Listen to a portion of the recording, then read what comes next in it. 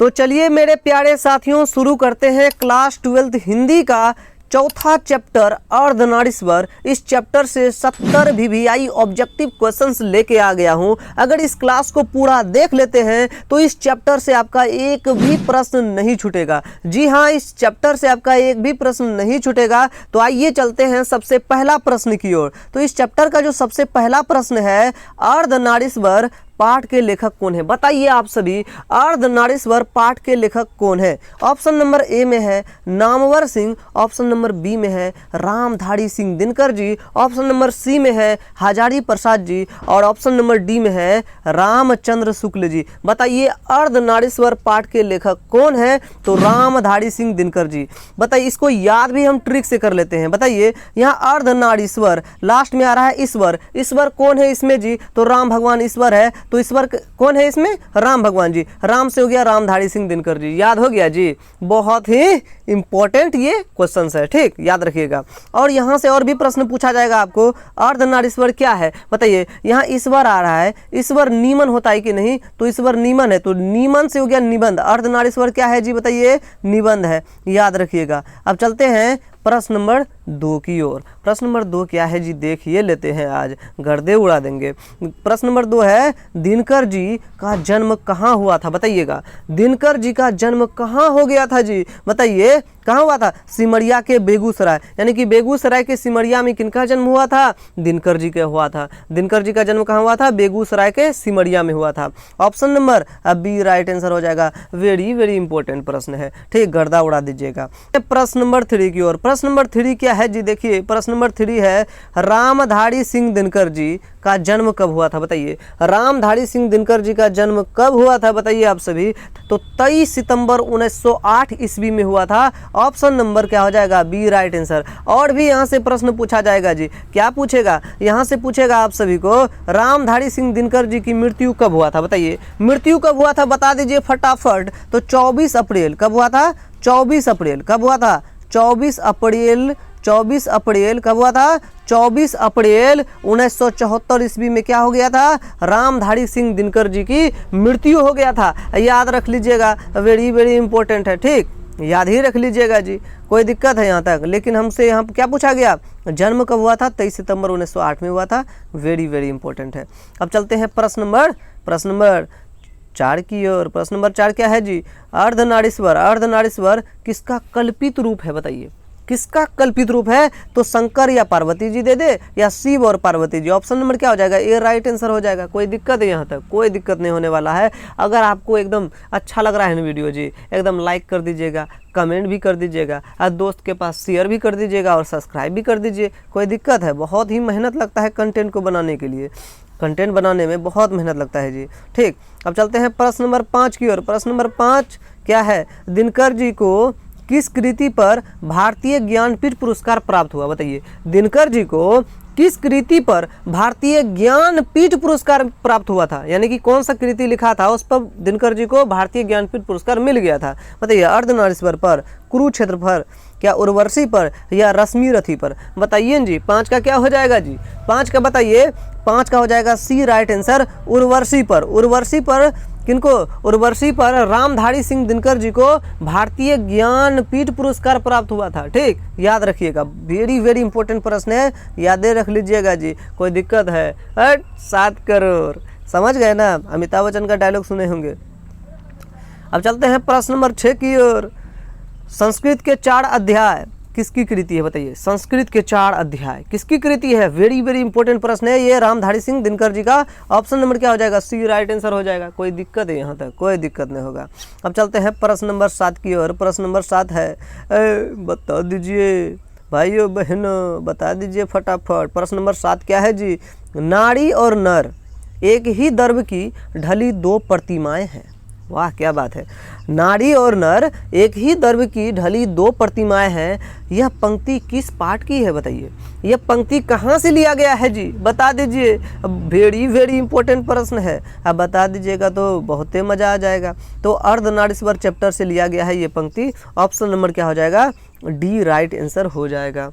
अब चलते हैं प्रश्न नंबर 8 की ओर। प्रश्न नंबर 8 क्या है जी? दिनकर जी की पहली काव्य पुस्तक कौन सी है? बताइए, दिनकर जी की पहली काव्य पुस्तक कौन सी है बताइए, फटाफट बताइए। इसका क्या हो जाएगा? ऑप्शन नंबर ए में है कुरुक्षेत्र, ऑप्शन नंबर बी में है हुंकार, ऑप्शन नंबर सी में है रसवंती, ऑप्शन नंबर डी में है प्रणभंग। बताइए दिनकर जी की पहली काव्य पुस्तक कौन सी थी? अगर आप लोग जानते हैं तो कमेंट बॉक्स को भर दीजिए, फटाफट बताते जाइए। दिनकर जी की जो है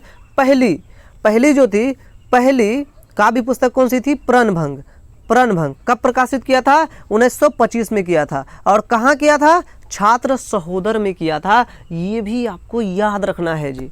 क्या याद रखना है? दिनकर जी की पहली काव्य पुस्तक प्रणभंग थी, जो कि छात्र सहोदर में 1925 में प्रकाशित कर दिया था। याद रखिएगा जी, एकदम याद रख लीजिएगा। वेरी वेरी इंपॉर्टेंट है जी, वेरी वेरी इंपॉर्टेंट है, याद ही रख लीजिएगा।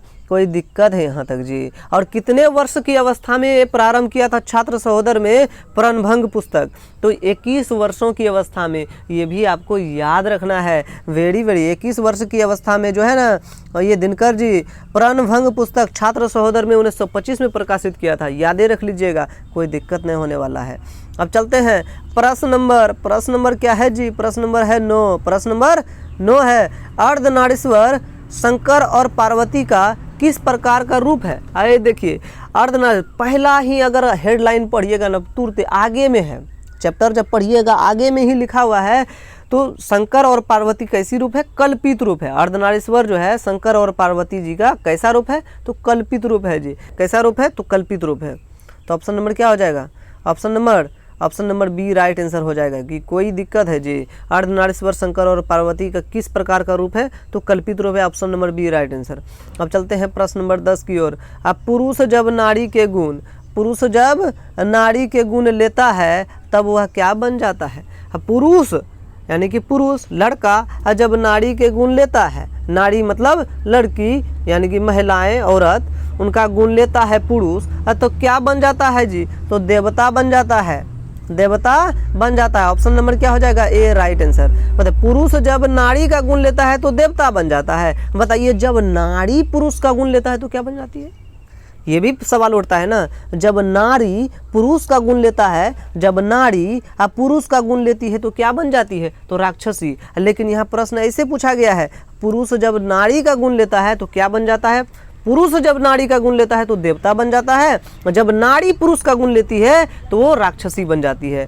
ठीक, यादें रख लीजिएगा, ऐसे घुमा के आपसे पूछा जाएगा प्रश्न। ठीक, अब चलते हैं प्रश्न नंबर 11 क्या है जी? प्रश्न नंबर 11 है, नारी जब, देखिए वही चीज आ गया, नारी जब नर के गुण सीखती है तब वह क्या हो जाती है? बताइए। अभी तुरंत न बोले हैं जी, घुमा के पूछ दिया ना। नारी जब नर का गुण लेती है तो कोमल बन जाती है कि राक्षसी या शेरनी या महान? तो राक्षसी बन जाती है। ऑप्शन नंबर क्या हो जाएगा? बी राइट आंसर हो जाएगा जी। कोई दिक्कत है? कोई दिक्कत नहीं होना चाहिए। अब चलते हैं प्रश्न नंबर 12 की ओर। अब प्रश्न नंबर 12 क्या है जी? देख लीजिए यहाँ पर प्रश्न नंबर 12 की ओर। उसने, देखो यहाँ क्या है, किसने कहा कि नारी की पराधीनता तब प्रारंभ हुई जब कृषि का आविष्कार हुआ? किसने कहा था ये बात? जब नारी की पराधीनता तब प्रारंभ हुई जब कृषि का आविष्कार हुआ। जी बिल्कुल, ये बात सही है। जब कृषि का आविष्कार हुआ तभी नारी की पराधीनता हुई थी। और ये बात किसने कहा था? तो किसने कहा था? रामधारी सिंह दिनकर जी। ऑप्शन नंबर क्या हो जाएगा जी? ए राइट आंसर हो जाएगा। अब चलते हैं प्रश्न नंबर 13 की ओर। प्रश्न नंबर 13 क्या है जी? देखिए लेते हैं प्रश्न नंबर 13 को अच्छे से, एकदम तिरछी नज़र से देख लीजिए। दिनकर जी किस युग के कवि हैं? वेरी वेरी इंपॉर्टेंट प्रश्न, याद रख ही लीजिएगा। वेरी वेरी लगा दिए तो वेरी वेरी है। तो क्या है? छायावादोत्तर युग के थे कवि। कौन? दिनकर जी। दिनकर जी किस युग के कवि थे? तो छायावादोत्तर युग के कवि थे। याद ही रख लीजिएगा। कोई यहाँ तक दिक्कत है जी? कोई दिक्कत है तो बताइए जी, कौन से युग के कवि थे? दिनकर जी बताइए, दिनकर जी किस युग के कवि थे? तो छायावादोत्तर युग के कवि थे। याद रखिएगा। और दिनकर जी को राष्ट्र कवि के रूप में जाने जाते हैं। दिनकर जी किस कवि के रूप में जाने जाते हैं? राष्ट्र कवि के रूप में जाने जाते हैं। सिमरिया के, बेगूसराय के से एकदम महान कवि जो राष्ट्र कवि के रूप में जाने जाते हैं वो दिनकर जी जाने जाते हैं। भाई याद ही रख लीजिएगा, वेरी वेरी इंपॉर्टेंट प्रश्न है। इसका क्या हो जाएगा? ऑप्शन नंबर सी हो जाएगा। छायावादोत्तर युग के कवि थे कौन? दिनकर जी। याद ही रखिएगा, वेरी वेरी इंपॉर्टेंट है प्रश्न। अब चलते हैं प्रश्न नंबर क्या है 14 जी। प्रश्न नंबर 14 है अर्धनारीश्वर निबंध कब प्रकाशित हुआ। Very very important, very very important लगा दिए तो वेरी वेरी इंपॉर्टेंट। अर्धनारीश्वर निबंध कब प्रकाशित हुआ था बताइएगा, तो 1952 में। ऑप्शन नंबर क्या हो जाएगा, बी राइट आंसर हो जाएगा। एकदम याद ही कर लीजिएगा, एकदम गर्दा उड़ा दीजिएगा। ऐसे ही आप लोग को अगर अच्छा लग रहा हो क्लास तो एकदम लाइक कर दीजिएगा, सब्सक्राइब भी कर दीजिएगा और दोस्त के पास शेयर भी कर दीजिएगा। और कमेंट अगर कर दीजिएगा ना, एकदम गर्दे मच जाएगा जी, ठीक, एकदम आप गर्दे मचाना है। अब चलते हैं प्रश्न नंबर 15 की ओर। प्रश्न नंबर 15 क्या है, देखिए गांधारी कौन थी बताइए। गांधारी जी कौन थी जी, बता दीजिए। ये दुर्योधन की माँ थी। गांधारी कौन थी, दुर्योधन की माँ थी। दुर्योधन की कौन थी, माँ थी, ठीक। ऑप्शन नंबर क्या हो जाएगा, ये राइट आंसर हो जाएगा जी। कोई दिक्कत है यहाँ तक, कोई दिक्कत नहीं होगा। अब चलते हैं 15 नंबर क्वेश्चन हो गया। अब चलते हैं क्वेश्चन नंबर 16 की ओर। क्वेश्चन नंबर 16 क्या है जी, देखते हैं। प्रेमचंद्र के अनुसार, क्या, प्रेमचंद्र के अनुसार नारी जब पुरुष के गुण सीखती है तब वह, क्या बोला, प्रेमचंद्र ने बोला था नारी यानी कि महिला जब पुरुष के गुण यानी पुरुष का गुण जब सीखती है तो क्या बन जाती है वो, क्या हो जाती है वो, बताइए। प्रेमचंद ने क्या बोला था, नारी जब पुरुष का गुण सीखती है तो क्या बन जाती है, महान, सुंदर, कोमल या राक्षसी। नहीं बताए थे जी। जब नारी पुरुष का गुण सीखती है तो वो राक्षसी बन जाती है। Option number D right answer. अगर आपसे एग्जामिनर घुमा करके प्रश्न पूछ दे, जब पुरुष नारी की गुण सीखता है तब वह क्या बन जाता है, यानी कि जब नर नारी का गुण सीखता है तो क्या बन जाता है, तो देवता बन जाता है। लेकिन यहाँ प्रश्न इस प्रकार से है, नारी जब पुरुष के गुण सीखती है तो क्या बन जाती है, राक्षसी, ठीक। ऐसे भी प्रश्न आपसे पूछा जाएगा घुमा करके, ठीक, याद रखिएगा। अगर आपसे ऐसे पूछे, जब नर स्त्री का गुण ग्रहण करती है तो क्या बन जाता है, नर, तो देवता बन जाता है। नर क्या बन जाता है, देवता बन जाता है। लेकिन वही नारी जब पुरुष के गुण सीखती है तो वो राक्षसी बन जाती है। ऑप्शन नंबर क्या हो जाएगा, डी राइट आंसर हो जाएगा। कोई दिक्कत यहाँ तक नहीं होना चाहिए। अब चलते हैं क्वेश्चन नंबर 17 की ओर। कुरुक्षेत्र किसकी रचना है, वेरी वेरी इंपॉर्टेंट प्रश्न। कुरुक्षेत्र किसकी रचना है बताइएगा, बहुत ही इंपॉर्टेंट प्रश्न है। तो रामधारी सिंह दिनकर जी का option number A right answer हो जाएगा जी। अब चलते हैं प्रश्न नंबर 18 की ओर। दिनकर जी को किस पुरस्कार से सम्मानित किया गया था बताइएगा। दिनकर जी को किस पुरस्कार से सम्मानित किया गया था, तो ये पद्म भूषण पुरस्कार से दिनकर जी को सम्मानित किया गया था। Option number A right answer हो जाएगा। अब चलते हैं प्रश्न नंबर 19 की ओर। नाड़ी तो हमहू करी तब ना किया विचार, यह पंक्ति है बताइए। यह पंक्ति किसकी है बताइएगा। नाड़ी तो हमहू करी तब ना किया विचार, यह किसकी पंक्ति है बताइएगा। कबीरदास जी का, या तुलसीदास जी का, या जायसी जी का, या मीराबाई का, बताइएगा। क्या हो जाएगा 19 का क्या हो जाएगा जी, 19 का हो जाएगा ए राइट आंसर हो जाएगा कबीरदास। 19 का ए राइट आंसर हो जाएगा।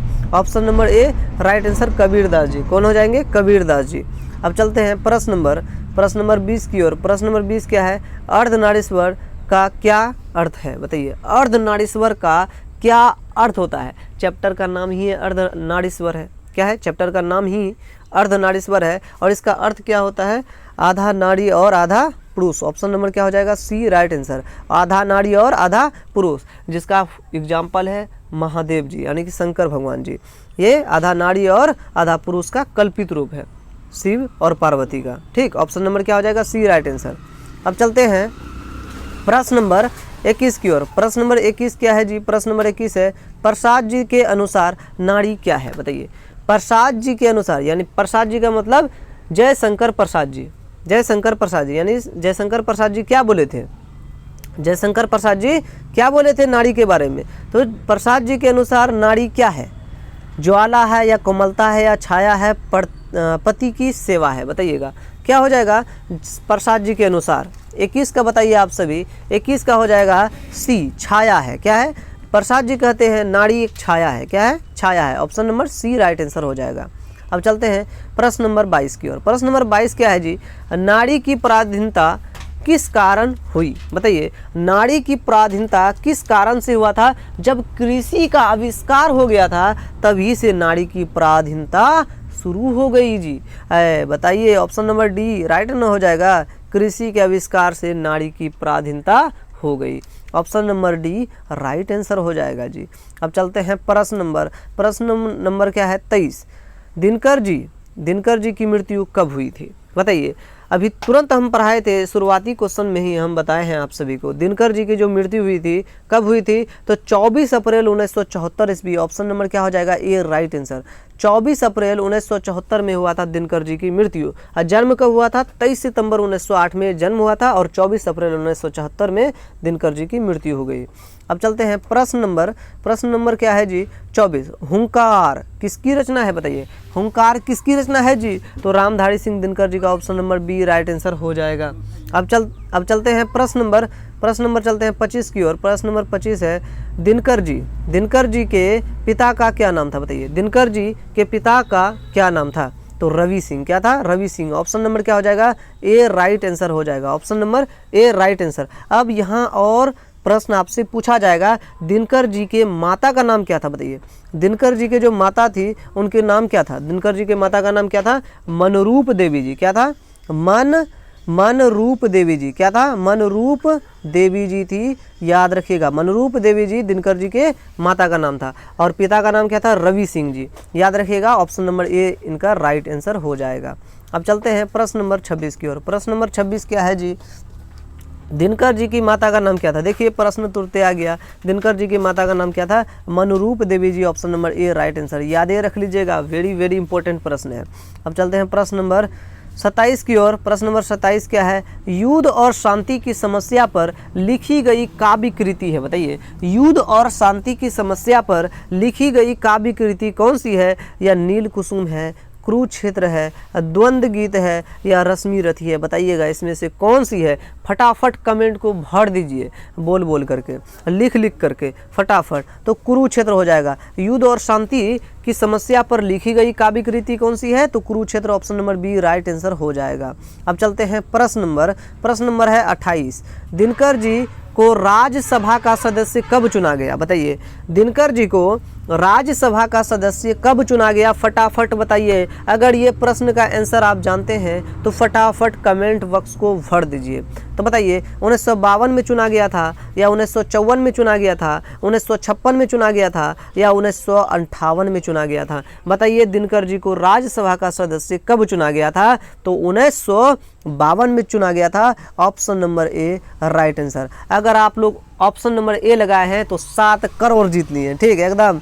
होम स्क्रीन पर आपका क्वेश्चन आने वाला है, क्वेश्चन नंबर 29। क्वेश्चन नंबर 29 क्या है जी? देखिए क्वेश्चन नंबर 29 क्या है? परशुराम की प्रतीक्षा किसकी रचना है? Very important. परशुराम की प्रतीक्षा किसकी रचना है? बताइएगा किसकी रचना है जी? बता दीजिए फटाफट।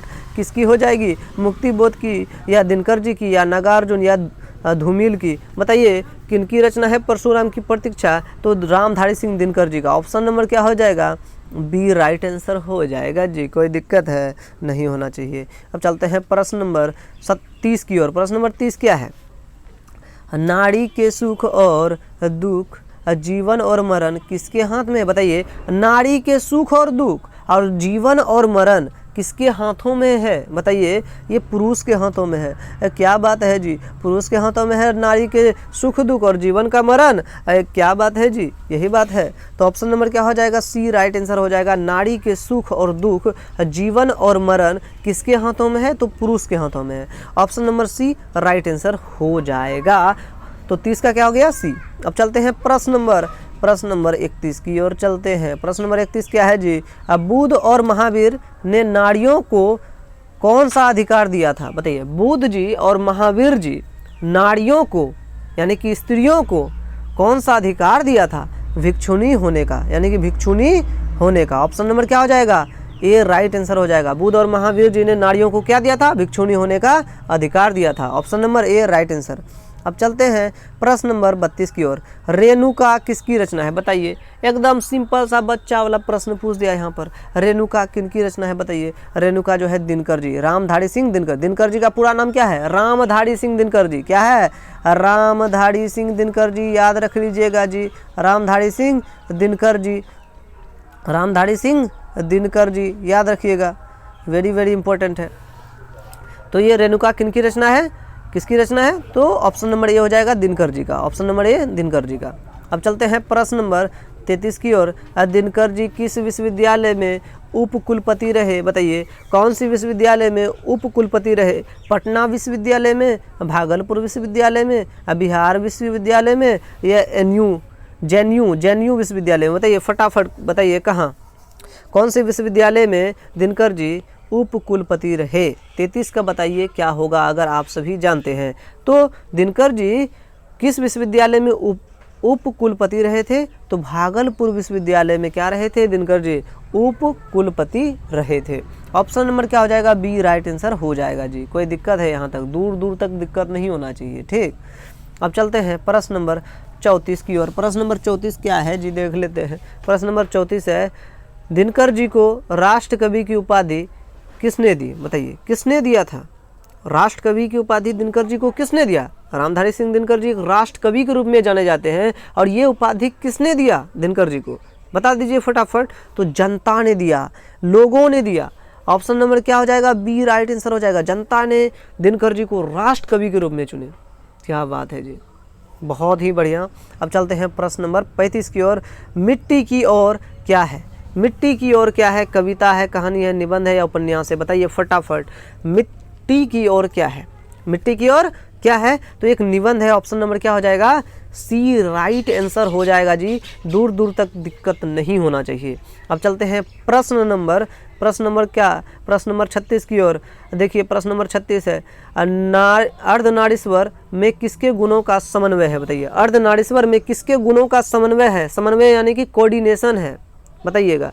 नारी और पुरुष दोनों का समन्वय है। अर्धनारीश्वर में नारी को भी बताया गया है और पुरुष का भी बताया गया है, यानी कि नारी का गुण और पुरुष का गुण, दोनों का गुण बताया गया है।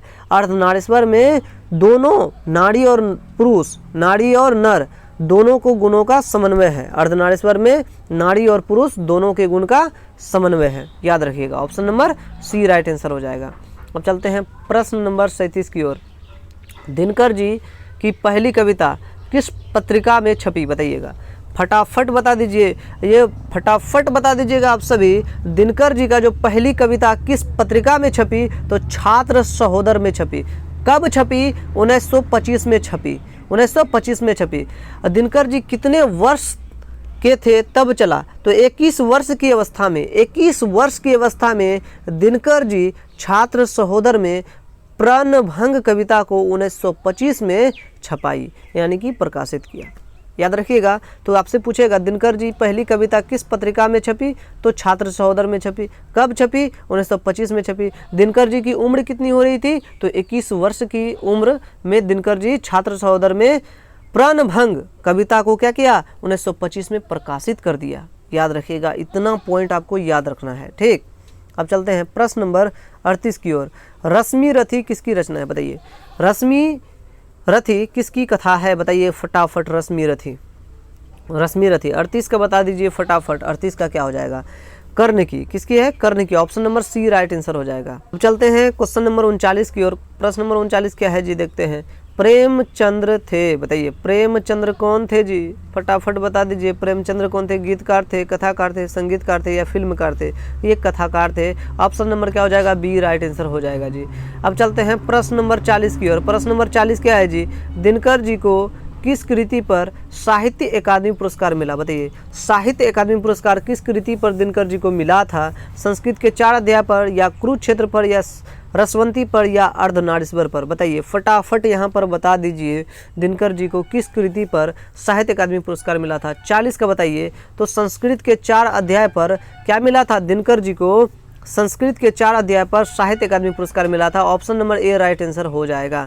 अब यहाँ से और प्रश्न पूछा जाएगा, अर्धनारीश्वर कब प्रकाशित हुआ? अर्धनारीश्वर कब प्रकाशित हुआ? तो 1952 ईस्वी में प्रकाशित हुआ था। 1952 ईस्वी में प्रकाशित हुआ था अर्धनारीश्वर, याद रखिएगा।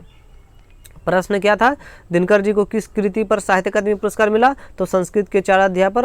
ऑप्शन नंबर क्या हो जाएगा? ए राइट आंसर हो जाएगा, ठीक, याद रखिएगा। अब चलते हैं प्रश्न नंबर क्या है जी? 41। नारी कब आहेरिन और नर आहेर बन गया? आहेर मतलब क्या होता है? आहेरिन मतलब होता है जादूगरनी, और आहेर मतलब होता है जादूगर। क्या होता है? आहेरिन मतलब होता है जादूगिरनी और आहेर मतलब होता है जादूगर।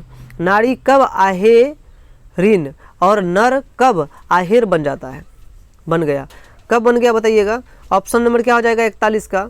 नारी कब आहेरिन और नर कब आहेर बन गया, फटाफट बताइए 41 का क्या हो जाएगा। घर में क्या हो जाएगा, घर में। ऑप्शन नंबर क्या हो जाएगा, सी राइट आंसर हो जाएगा जी। नारी कब आहेरिन और नर कब आहेर बन गया, बताइए नर आहेर बन गया कब, घर में। कब, घर में। Option number C right answer. अब चलते हैं प्रश्न नंबर 42 की ओर। नील कुसुम किसकी रचना है बताइए। नील कुसुम दिनकर जी, रामधारी सिंह दिनकर जी की रचना है। ऑप्शन नंबर क्या हो जाएगा, ये राइट आंसर। अब चलते हैं प्रश्न नंबर 43 की ओर। पुरुष को वृक्ष और नारी को क्या माना गया। पुरुष को तो वृक्ष माना गया, नारी को क्या माना गया, तो लता माना गया। उनकी डाल है, लता है, स्त्री बस लता है जी, पुरुष एक वृक्ष है। क्या बात है जी। ऑप्शन नंबर क्या हो जाएगा, सी राइट आंसर। लेकिन ऐसा नहीं करना चाहिए मतभेद। लेकिन आज जो है ना, महिलाएं उभर के आ रही है, लड़कियां मेहनत करके भाई हर एक क्षेत्र में अपनी परचम लहरा रही है। तो यहाँ से देखा जाए कि अभी जो रेशियो है ना, लड़की का ही ज़्यादा है लड़का के कंपैरिजन में। तो भाई लड़के लोग बहुत मेहनत करती है और हर चीज़ को संभालते हुए। तो ये चैप्टर हमको सिखाती है भाई कि मेहनत करो ज़ोरदार तरीके से, मतभेद मत करो कि नर और नारी में मतभेद नहीं होना चाहिए। अब चलते हैं प्रश्न नंबर 44 की ओर। प्रश्न नंबर 44 क्या है जी, फटाफट बताइए। प्रश्न नंबर 44 है, दिनकर जी के अनुसार यदि पति विचार है तो पत्नी क्या है, बताइए। पत्नी अगर विचार है तो यहाँ पति और विचार है तो बताइए पत्नी क्या है। दिनकर जी बोलते हैं, दिनकर जी के अनुसार है पति अगर विचार है तो पत्नी क्या है जी, तो पत्नी एक प्रकार की भावना है, बस भावना है। ऑप्शन नंबर क्या हो जाएगा, सी राइट आंसर है। Option number C right answer. पति विचार है तो पत्नी क्या है, भावना है। Option number C right answer. अब चलते हैं प्रश्न नंबर 45 की ओर। प्रश्न नंबर 45 की ओर। दिनकर जी किस सभा के सदस्य रहे, बताइए। दिनकर जी किस सभा के सदस्य रहे थे, तो बताइए फटाफट। लोकसभा, राज्यसभा, विधानसभा या विधान परिषद के, फटाफट बता दीजिए। दिनकर जी किस सभा के सदस्य रहे थे, फटाफट बताइए आप सभी। तो राज्यसभा के सदस्य रहे। Option number B right answer हो जाएगा जी। कोई दिक्कत है यहाँ तक। अब चलते हैं प्रश्न नंबर 46 की ओर। अर्धनारीश्वर शंकर का कैसा रूप है, तो अर्धनारीश्वर शंकर और पार्वती जी का कल्पित रूप है। क्या है, कल्पित रूप है। क्रोधित रूप है जी, नहीं। शांति रूप है, नहीं। ये भी गलत, ये भी गलत। भयानक रूप है, नहीं जी, भयानक भी नहीं है। कल्पित रूप है। Option number C right answer हो जाएगा। Option number C right answer हो जाएगा। अब चलते हैं प्रश्न नंबर 47 की ओर। प्रश्न नंबर 47 है, हारे को हरिनाम किसकी कृति है, बताइए। हारे को हरिनाम किसकी कृति है, दिनकर जी, निराला जी या नामवर सिंह जी या मुक्तिबोध जी। तो हारे का जो हरिनाम, हारे को हरिनाम जो कृति है, ये रामधारी सिंह दिनकर जी का है। Option number A right answer हो जाएगा। कोई दिक्कत नहीं होना चाहिए यहाँ तक। अब चलते हैं प्रश्न नंबर 48 की ओर। जहाँ नारी है, जहाँ नारी है वहाँ क्या होना चाहिए, जहाँ नारी है वहाँ क्या होना चाहिए बताइएगा। तो पुरुषत्व होना चाहिए। पुरुषत्व होना चाहिए। जहाँ नारी है वहाँ क्या होना चाहिए, पुरुषत्व होना चाहिए। ऑप्शन नंबर क्या हो जाएगा, बी राइट आंसर हो जाएगा। जहाँ नारी है वहाँ क्या होना चाहिए, पुरुषत्व होना चाहिए। Option number B right answer हो जाएगा। अब चलते हैं प्रश्न नंबर 49 की ओर। वट पीपल किसकी रचना है, वट पीपल किसकी रचना है, तो रामधारी सिंह दिनकर जी। ऑप्शन नंबर क्या हो जाएगा, बी राइट आंसर हो जाएगा जी। ठीक, रामधारी सिंह दिनकर जी छायावादोत्तर युग के कवि थे, याद रखिएगा। अब चलते हैं प्रश्न नंबर 50 की ओर। प्रश्न नंबर 50 क्या है जी, देख लेते हैं। प्रश्न नंबर 50 है, दिनकर जी यानी कि रामधारी सिंह दिनकर जी को भारतीय ज्ञानपीठ पुरस्कार कब मिला, फटाफट बताइए। 1970 में मिला या 71 में मिला या 72 में मिला या 73 में मिला, फटाफट बताइए। कब मिला था दिनकर जी को भारतीय ज्ञानपीठ पुरस्कार, और बताइए किस चीज़ पर मिला था रामधारी सिंह दिनकर जी को ज्ञानपीठ पुरस्कार, तो उर्वशी पर मिला था। किस पर मिला था, उर्वशी पर मिला था रामधारी सिंह दिनकर जी को भारतीय ज्ञानपीठ पुरस्कार। भारतीय ज्ञानपीठ पुरस्कार उर्वशी पर रामधारी सिंह दिनकर जी को मिला था, लेकिन कब मिला था ये बता दीजिए। कब मिला था, 1972 में मिला था। Option number C right answer हो जाएगा। ये दोनों याद रखना है आप सभी को, ये दोनों चीज़ आपको याद रखना है।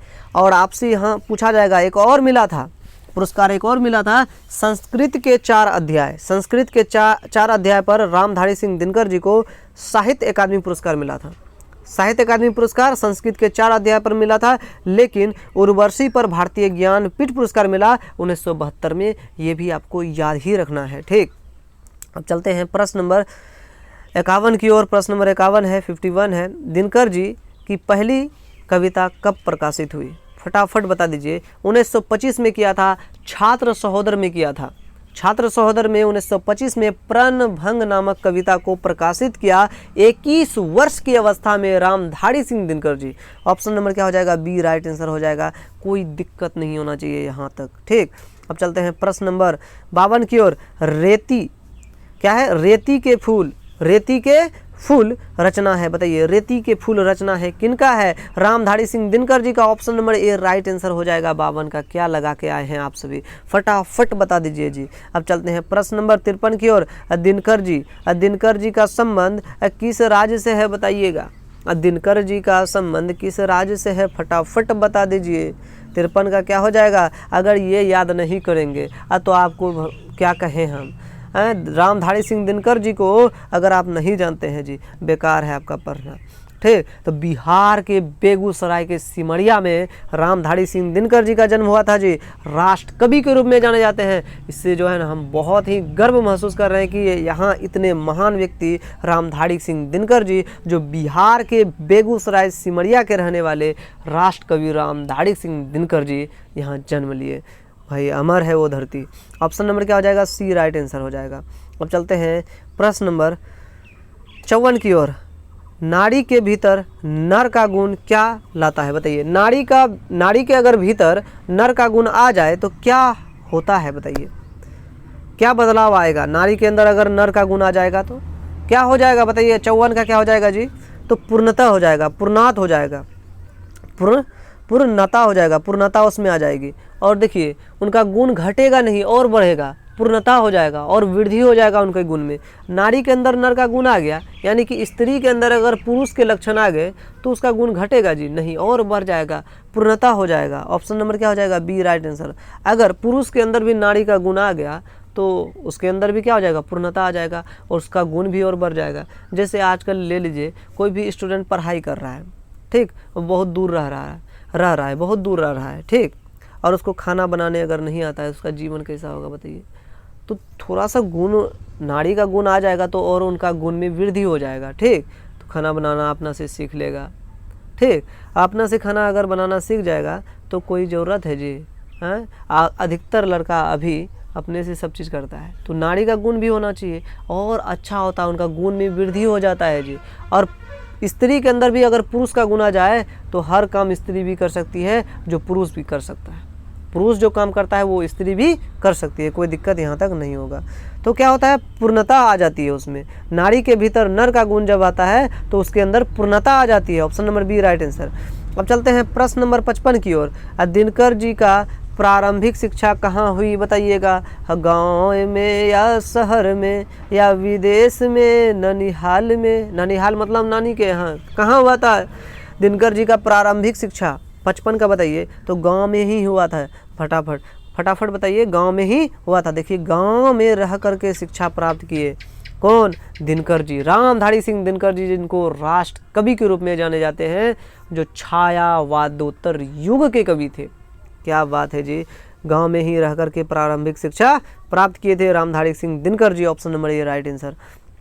अब चलते हैं प्रश्न नंबर क्या है जी? प्रश्न नंबर है 56। सामधेनी किसकी कृति है? सामधेनी किसकी कृति है? तो Ramdhari Singh Dinkar ji. Option number A right answer हो जाएगा। अब चलते हैं प्रश्न नंबर 57 की ओर। किसने कहा नारी नर की खान है? किसने कहा नारी जो है ना नर की खान है? कबीरदास जी बोले या तुलसीदास जी या जयसी जी बोले या सूरदास जी, बताइएगा। किसने कहा नारी जो है ना नर की खान है? फटाफट बताइए। 57 का क्या लगाए हैं? कबीरदास जी बोले थे नारी जो है ना नर की खान है। Option number A right answer हो जाएगा। कोई दिक्कत है यहाँ तक? नहीं दिक्कत है। अगर वीडियो अच्छा लग रहा हो, इस क्लास को आप देख रहे हैं तो आप कुछ हेल्पफुल हो रहा हो, आपके लिए अच्छा लग रहा हो ये क्लास, तो आप लोग फटाफट एक सब्सक्राइब कर दीजिएगा जी। आप नए हैं तो फटाफट सब्सक्राइब कर दीजिएगा, क्योंकि बहुत मेहनत लगता है भाई आपके लिए। एक चैप्टर से 70 VVI ऑब्जेक्टिव क्वेश्चन लाना चुन चुन करके आप सभी के लिए बहुत मेहनत का काम होता है, और आप सभी के लिए जो है ना हम ऐसे ही तत्पर रहेंगे आप सभी के लिए, ठीक। अब चलते हैं प्रश्न नंबर 58 की ओर। अर्धनारीश्वर में नर का प्रतीक क्या है बताइए। नर का प्रतीक क्या है? नर का प्रतीक जो है ना ये धूप से है, क्या है? धूप से। और नारी का प्रतीक जो है ये चांदनी से है। कहता है ना चांद जो है ना नारी है, बच्चा में हमको सिखाया गया था जो है ना नारी जो है ना वो चांद है, अब पुरुष जो है ना वो सूरज है, धूप है। बोला था कि नहीं, आप लोग भी सुने होंगे, ठीक। तो ऑप्शन नंबर क्या हो जाएगा? अर्धनारीश्वर में नर का प्रतीक क्या है बताइएगा। नर का प्रतीक धूप है, क्या है? धूप है। नर का प्रतीक धूप है। ऑप्शन नंबर क्या हो जाएगा? ए सूरज है। लड़का लोग सूरज होता है, लड़की लोग चांदनी होती है, चंद्रमा होता है, ऐसा होता है जी। तो ये जो प्रतीक है ऑप्शन नंबर क्या हो जाएगा? ए राइट आंसर। अब चलते हैं प्रश्न नंबर 59 की ओर। प्रश्न नंबर 59 क्या है? नारी। नारी किसका प्रतीक है बताइए। नारी जो है ना ये कोमलता और दया का प्रतीक है, या शक्ति का प्रतीक है, या क्रोध का प्रतीक है, या अहंकार का प्रतीक है बताइए। नारी जो है कोमलता और दया का प्रतीक है। ऑप्शन नंबर क्या हो जाएगा? ए राइट आंसर हो जाएगा जी। अब चलते हैं प्रश्न नंबर 60 की ओर। प्रश्न नंबर 60 क्या है जी? देखते हैं। द्वंद्व गीत क्या है? द्वंद्व गीत किसकी रचना है बताइए। द्वंद्व गीत किसकी रचना है? दिनकर जी का है। Option number A right answer हो जाएगा। द्वंद्व गीत किसकी रचना है बताइएगा? दिनकर जी का है। Option number A right answer हो जाएगा। अब चलते हैं प्रश्न नंबर चलते हैं 61 की ओर। प्रश्न नंबर 61 क्या है जी? देख लेते हैं। प्रश्न नंबर 61 है, दिनकर जी ने BA यानी कि ऑनर्स किस विषय से किया? BA यानी कि ऑनर्स किस विषय से किया बताइए फटाफट। तो हिस्ट्री से किया था, इतिहास से किया था। Option number C right answer हो जाएगा। अब चलते हैं प्रश्न नंबर 62 की ओर। दिनकर जी किस स्कूल में प्रधाना अध्यापक रहे? दिनकर जी किस स्कूल में प्रधाना अध्यापक रहे बताइए। बड़बीघा स्कूल, या Patna high school, Simaria school, या मोकामा स्कूल बताइए। 62 का क्या हो जाएगा? फटाफट बता दीजिएगा तो मज़ा आ जाएगा। तो 62 का हो जाएगा Barbigha school. Option number A right answer. 62 का ए राइट आंसर हो जाएगा। बड़बीघा स्कूल में दिनकर जी क्या थे? प्रधाना अध्यापक रहे। Option number A right answer. अब चलते हैं प्रश्न नंबर 63 की ओर। नारी को नागिन और जादूगरनी किसने कहा? नारी को नागिन भी कहा और जादूगरनी भी कहा। किसने कहा बताइए फटाफट। 63 का क्या हो जाएगा? तो किसने कहा था? बर्नार्ड शाह ने कहा था नारी जो है ना नागिन है और जादूगरनी है। ऑप्शन नंबर क्या हो जाएगा? D right answer. Bernard Shaw ने कहा था ये बात। Option number D right answer. अब चलते हैं प्रश्न नंबर 64 की ओर। शुद्ध कविता की खोज किसने किया था बताइए। शुद्ध कविता की खोज किसकी पुस्तक है बताइएगा। तो किसकी पुस्तक है बताइए फटाफट। शुद्ध कविता की खोज किसकी पुस्तक है? तो रामधारी सिंह दिनकर जी। ऑप्शन नंबर क्या हो जाएगा? बी राइट आंसर हो जाएगा जी। कोई दिक्कत है यहाँ तक? कोई दिक्कत नहीं होना चाहिए। अब चलते हैं प्रश्न नंबर 65 की ओर। प्रश्न नंबर 65 क्या है? दिनकर जी को किस कृति पर भारतीय ज्ञानपीठ पुरस्कार प्राप्त हुआ बताइए। भारतीय ज्ञानपीठ पुरस्कार प्राप्त हुआ किस कृति पर बताइए। तो उर्वशी पर हुआ था। हम अभी तुरंत बताए थे उर्वशी पर रामधारी सिंह दिनकर जी को क्या मिला था? उर्वशी पर रामधारी सिंह दिनकर जी को भारतीय ज्ञानपीठ पुरस्कार प्राप्त हुआ था। Option number B right answer. Option number B right answer. कब प्राप्त हुआ था? 1972 में। ये भी आपको बताए हैं कि नहीं? दिनकर जी को किस कृति पर भारतीय ज्ञानपीठ पुरस्कार मिला था? उर्वशी पर मिला था। कब मिला था? 1972 में मिला था। आपको ये भी बताए थे संस्कृत के 4 अध्याय पर साहित्य अकादमी पुरस्कार मिला था। 100 से संस्कृत, 100 से साहित्य। संस्कृत के 4 अध्याय पर दिनकर जी को साहित्य अकादमी पुरस्कार मिला। लेकिन भारतीय ज्ञानपीठ पुरस्कार 1972 में उर्वशी पर मिला। किनको? रामधारी सिंह दिनकर जी को। उर्वशी पर रामधारी सिंह दिनकर जी को 1972 में भारतीय ज्ञानपीठ पुरस्कार प्राप्त हुआ। ये भी आपको याद रखना है। वेरी वेरी इंपॉर्टेंट ये प्रश्न है, बार बार आता है। अब चलते हैं प्रश्न नंबर चलते हैं 66 की ओर। निम्नलिखित में कौन सी रचना दिनकर जी की नहीं है बताइए। उर्वशी रामधारी सिंह दिनकर जी का है। रश्मि रथी रामधारी सिंह दिनकर जी का है। कुरुक्षेत्र रामधारी सिंह दिनकर जी का है। जूठन नहीं है, जूठन किनका है? ओम प्रकाश वाल्मीकि जी का। किसका है जी? ओम प्रकाश वाल्मीकि जी का है, याद रखिएगा। जूठन किसका है? ओम प्रकाश वाल्मीकि जी का है, याद रखिएगा। तो इनमें कौन सा नहीं है? रचना दिनकर जी का नहीं है, तो जूठन नहीं है। ऑप्शन नंबर क्या हो जाएगा? C right. यहाँ नहीं पूछा है तो नहीं का जवाब देंगे, option number C right answer. अब चलते हैं प्रश्न नंबर 67 की ओर। प्रश्न नंबर 67 क्या है जी?